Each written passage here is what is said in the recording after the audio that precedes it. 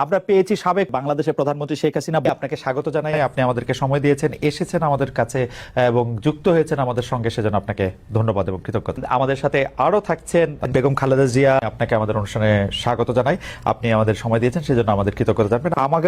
আমরা আসলে অনেকগুলি প্রশ্ন আপনাদের দুজনকেই করতে হবে, সেজন্য আমরা আপা এতদিন ধরে গর্তের ভিতরে থাইকা আপা সমানে দোয়া ইউনিস পড়ছেন বলেই না এমন বিজয়ের দেখা।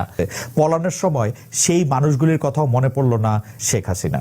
আপা আপনার একটু মন্তব্য শুনতে চাই, আপনি আমাদের একটু বলবেন জুলাই অভ্যুত্থানের ফল। দেশবাসীর কাছে আমি বিচার চাই, কি অপরাধটা কি করেছি যে এইভাবে, যেখানে আমি মানুষের ভাগ্য পরিবর্তনের কাজ করে যাচ্ছি, মানুষের জীবন মান উন্নয়ন করেছি। আজকে বাংলাদেশ সেই 2008-এর বাংলাদেশ আর 2024-এর বাংলাদেশ তো এক না। বাংলাদেশের মানুষের জীবন মান তো উন্নত হয়েছে, আমাদের অর্থনীতি আজকে কত কত উপরে উঠে গিয়েছিল, এবং এটা মনে হলো যে এটা আর কিছুই না, এটা আমাদের অর্থনীতিকে সম্পূর্ণ পঙ্গু করে দিয়ে বাংলাদেশকে আবার ভিক্ষুকের জাতি করে দেওয়া, এটাই বোধহয় এদের পিছনে ষড়যন্ত্র। সেটাই হচ্ছে সব থেকে দুঃখজনক, যে দিন রাত অক্লান্ত পরিশ্রম করে বাংলাদেশটাকে যখন একটা জায়গায় নিয়ে আসলাম, আজকে সেখানে দেখি এই একদিকে জ্বালা পোড়া সব কিছু। ঠিক যে প্রতিষ্ঠানগুলি মানুষের সেবা দেয়, আজকে মেট্রো রেলে চড়ে মানুষ কত অল্প সময়ের মধ্যে সময় বাঁচিয়ে কর্মস্থলে পৌঁছাতে পারতো, আবার ফিরতে পারতো। সেখানে ছাত্ররা, চাকরিজীবী, সাধারণ মানুষ সবাই তো যেতে পারতো। সেই স্টেশনগুলি পুড়িয়ে এখন ট্রাফিক জ্যাম, মানুষের কষ্ট। আমি তো কষ্ট লাঘব করেছি, কিন্তু যারা এইভাবে আগুন দিয়ে পুড়িয়ে মানুষের সে কষ্টে আবার ফেলে দিল, তাদের বিচার দেশের মানুষকে করতে হবে। আমি খালি সকলের সহযোগিতা চাই, আর এইভাবে মায়ের কোল খালি হোক এটা আমি চাই না, কারণ আমি তো বাবা মা সব হারিয়েছি, আমি তো জানি হারাবার ব্যথা কত কষ্ট, কিন্তু সেই কষ্ট বুকে নিয়ে তো ফিরে আসতে এদেশের মানুষের জন্য। এখানে আমার তো কোনো চাওয়া পাওয়া নাই, আমি তো আমাদের ছেলে মেয়ের জন্য কিছু করিনি, শুধু তাদের লেখাপড়া, নিজেরাই চাকরি করছে, নিজেরাই পড়েছে, আমি কতটুকু করতে পেরেছি, কিন্তু আমি দেশের মানুষের জন্য করেছি।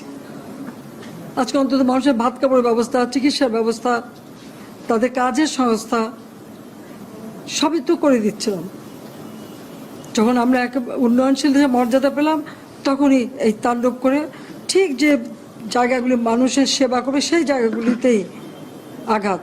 শিক্ষা প্রতিষ্ঠানে হল ভেঙে দেওয়া, সবচেয়ে দুর্ভাগ্য যে ভিসির বাড়িতে আগুন দেওয়া। এর আগেও একবার ঢাকা ইউনিভার্সিটিতে ভিসির বাড়িতে আগুন দিয়েছিল, আপনাদের মনে আছে। রংপুরে সেখানে আগুন দিয়েছে, ময়মনসিংহ কৃষি বিশ্ববিদ্যালয় থেকে শুরু করে বিভিন্ন জায়গায় এই তাণ্ডব চালিয়েছে। রাজশাহীতে এই তাণ্ডব চালিয়েছে। বিশ্ববিদ্যালয়গুলিতে সেশন জট ছিল, আমি সরকার আসার পর থেকে কোনো সেশন জট নাই।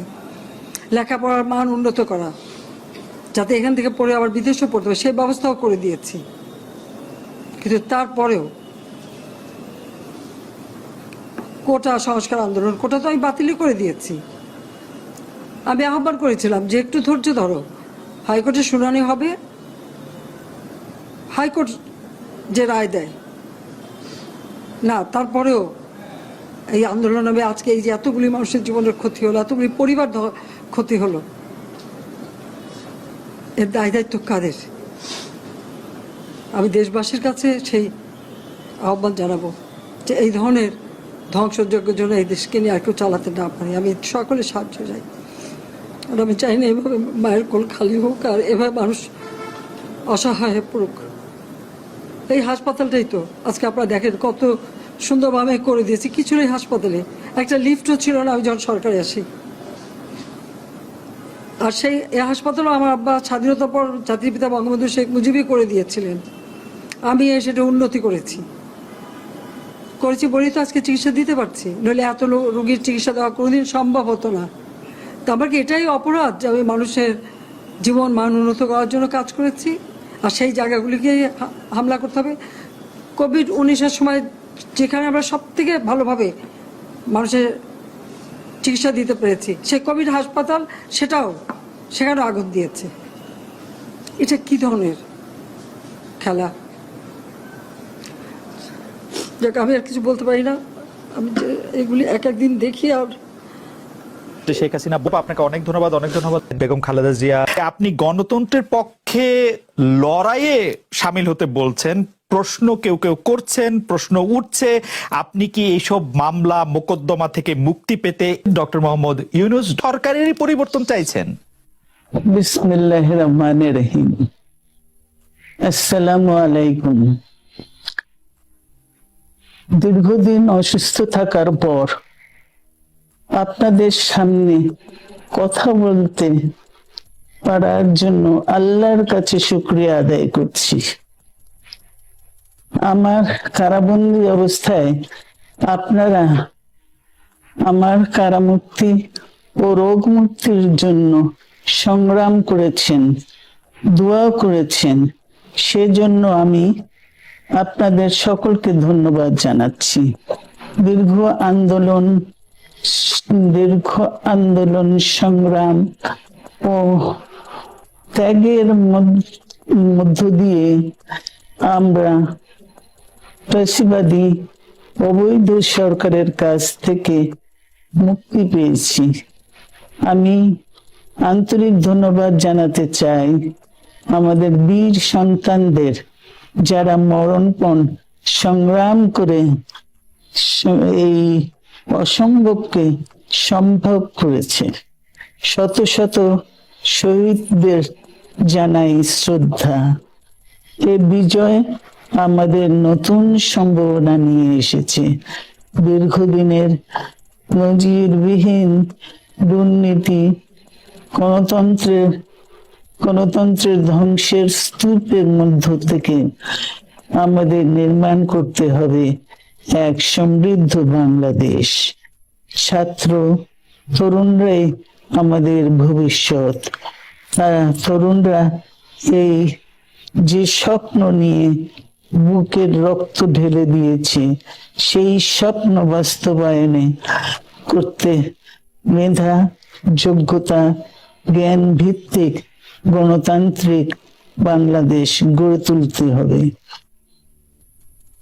শোষণহীন সমৃদ্ধ বাংলাদেশ, সকল ধর্মের গোত্রের অধিকার নিশ্চিত করতে হবে।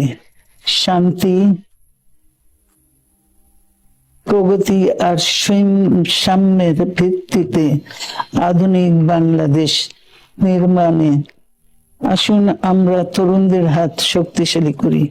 ধ্বংস নয়, প্রতিশোধ নয়, প্রতিহিংসা নয়, ভালোবাসা, শান্তি ও জ্ঞান ভিত্তিক সমাজ গড়ে তুলি। কিছু না বলেও আপনি যে দুর্যোগের মধ্যে আছেন, বললে না জানি কি হতো, আপনার মন্তব্য একটু শুনতে চাই।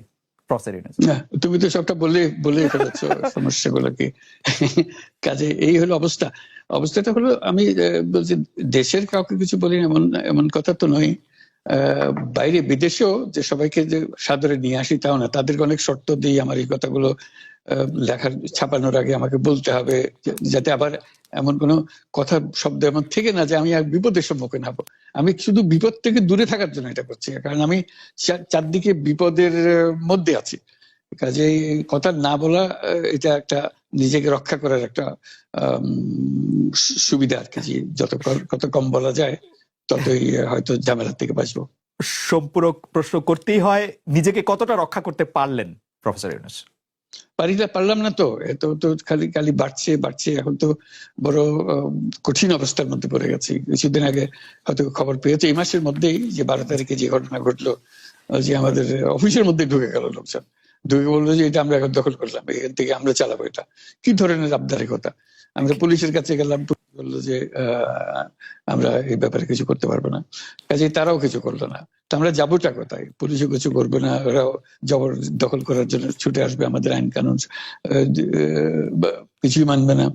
আর আমাদের একটা প্যানিক সৃষ্টি করলো আমাদের পুরো অফিসের মধ্যে যত লোকজন আছে, বিশেষ করে মহিলা সহকর্মী যারা আছে, তারা খুবই ভীত সন্ত্রস্ত হয়ে গেল যে কি কারবার, কি হলো এটা।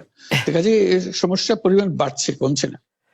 সমস্যা পরিমাণ বাড়ছে কমছে না। আমি একটু পিছনে আদালতে আপনার বিরুদ্ধে রায় ঘোষণার পরে আপনি একটা প্রতিক্রিয়া দিয়েছিলেন। সেই প্রতিক্রিয়া আপনি বলেছিলেন যে বাংলাদেশের একটি কথায় আপনি এরকম বলেছেন যে বাংলাদেশের প্রতিটি নাগরিককে অন্যায়ের বিরুদ্ধে এবং গণতন্ত্র এবং মানবাধিকারের পক্ষে এক কণ্ঠে কথা বলার আহ্বান জানায়। অনেকে এইটাকে দেখছেন হচ্ছে এরকম করে যে আপনি গণতন্ত্রের পক্ষে লড়াইয়ে সামিল হতে বলছেন। প্রশ্ন কেউ কেউ করছেন, প্রশ্ন উঠছে, আপনি কি এইসব মামলা মোকদ্দমা থেকে মুক্তি পেতে এই সরকারেরই পরিবর্তন চাইছেন? মহিউদ্দিন, খালেদ, তুমি কি গণতন্ত্রের বিরুদ্ধে নাকি? হঠাৎ এটা নিয়ে তো চিন্তিত? আমি গণতন্ত্রের কথা বললাম ঠিক আমার জন্য, তুমি তো বলে আমিও তো, তুমি বলছো যে আমিও তো আছি, কাজে আমাকে পৃথকভাবে বলতে হচ্ছে কেন? আমরা সেটাই বলতেছি, কাজে আমরা কেউ গণতন্ত্রের বিপক্ষে না, সবাইকে স্মরণ করিয়ে দেওয়া যে আমরা সবাই গণতন্ত্রের পক্ষে, মানবাধিকারের পক্ষে, আমরা ন্যায় নীতির পক্ষে, রুল অফ লর পক্ষে। এইগুলো না থাকলে জাতি হিসেবে আমরা টিকে থাকবো না। তো কাজে যখনই মনে হচ্ছে যেগুলো এখন ফরেন ওয়ার্ডস হয়ে গেছে, তাতে মনে হবে যে আমাদের সমাজ হিসেবে আমাদের দায়িত্ববোধ অনেক বেড়ে গেল। এগুলোকে প্রতিষ্ঠিত করা, সোচ্চার করা, মুখ ফুটে বলা, এটা সবাইকে বলতে হবে, মুখ ফুটে বলতে হবে। আমার বিরুদ্ধে অভিযোগ হলে আমি বলছি না বলে